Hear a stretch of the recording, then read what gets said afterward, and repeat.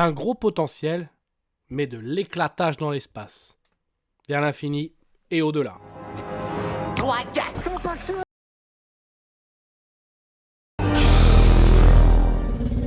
Soit on meurt en héros, soit on vit assez longtemps pour se voir endosser la peau du Force et honneur. Force et honneur.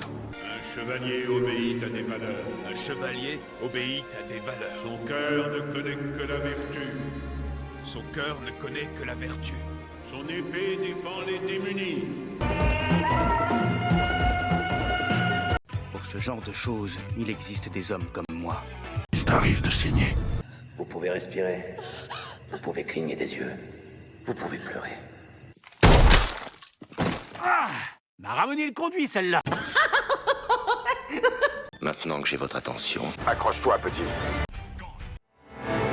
Quoi la différence entre vous et moi? Je ne porte pas de protège-tibia.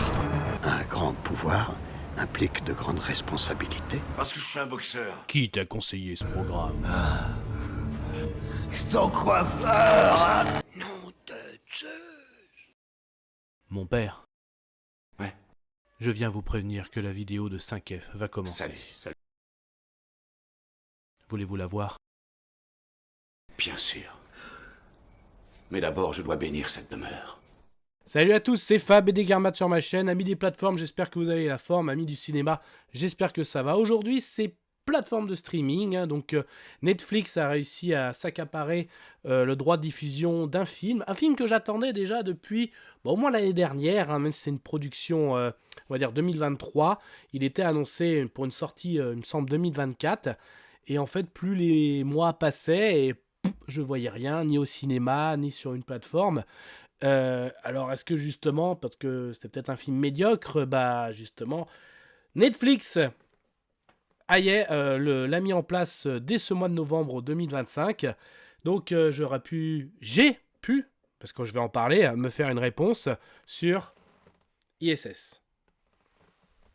Alors, c'est quoi l'ISS?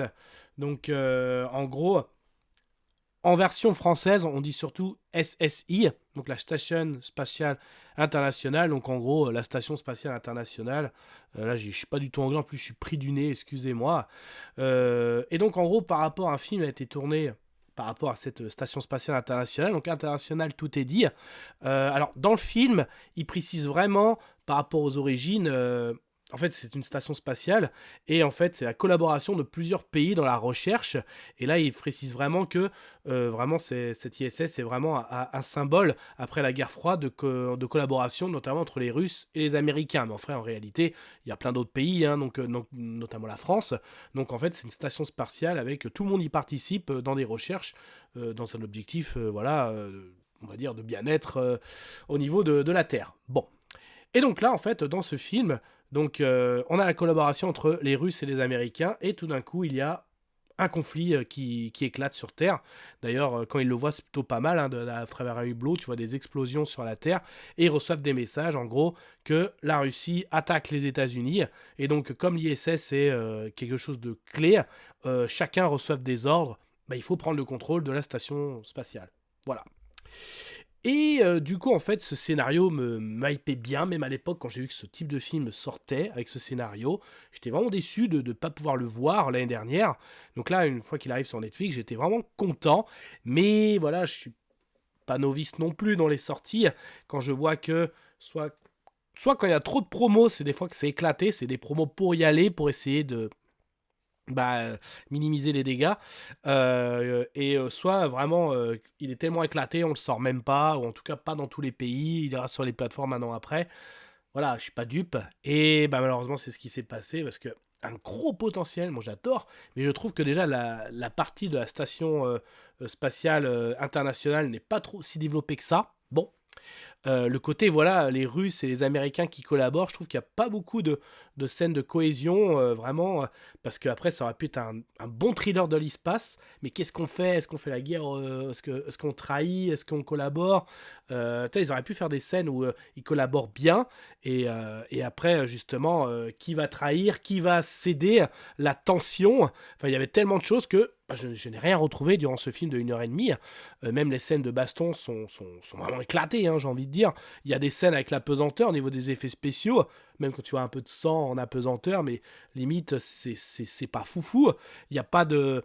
voilà, tu sens, mais qui va faire un sale coup, qui tout ça. Enfin, moi, je m'imaginais tellement de choses. En fait, je voyais le truc de bien développer l'ISS, hein, en vrai, et par rapport à un film, d'une fiction sur l'ISS, quel est vraiment l'impact, en plus qu'il y a un conflit sur Terre, la réaction que tu dois avoir dans l'espace, voilà, un bon petit thriller, avec de la trahison, avec aussi de la cohésion à la fois, donc non, j'ai rien retrouvé de tout ça, je me suis même un peu emmerdé, voilà, oui, devant ce film, donc c'était une attente pour moi, mais bon, après, voilà, je l'ai dit, je suis pas dupe quand je vois que ça sort pas en salle, ou que c'est sorti depuis un moment, alors des fois, ça peut ne pas sortir en salle française à cause de la chronologie des médias, mais on l'a en plateforme assez rapidement quand même. Donc mais là, c'est vraiment, il y a un an de décalage. C'est que ça sentait pas bon. Mais je trouve que le scénario a tellement un beau potentiel. Alors qu'est-ce que vous en pensez de faire un film sur l'ISS, donc l'internationale station spatiale, avec un conflit, quand ils voient qu'il y a un conflit sur Terre, et eux de l'espace, ils voient ça, et que faire, comment réagir. Donc est-ce que vous trouvez que le principe est bon? Après... ça n'était que mon avis, donc faites votre propre avis. Je vais quand même donner mon avis sonore et moi ce sera... Oh ça. Mais comme je viens de dire, ce n'était que mon propre avis. Faites votre propre avis. À vous de juger.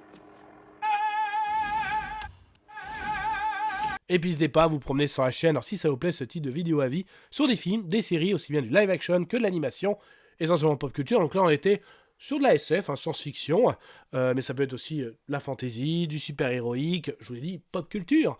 Donc n'hésitez pas à vous abonner, c'est gratuit, c'est cool, comme ça vous verrez des vidéos face cam sur qu'est-ce que j'ai vu aussi bien sur les plateformes qu'au cinéma, et c'est en gros la vie d'un poteau, d'un passionné, et ça sert à ça aussi les réseaux, hein, c'est de partager via les commentaires, et j'aime bien une fois par mois faire un petit live pour faire inviter des copains. Alors comment vous avez trouvé ce mois au niveau pop culture, aussi bien ciné, aussi bien série, live action, animation. Et d'ailleurs on y est bientôt à la fin du mois. Ça sent le live, ça sent le live. Ouais, je vous prépare ça. Allez, vers l'infini et au-delà, Kenavo. Je vous souhaite une agréable soirée. Désolé pour le bordel. Au revoir.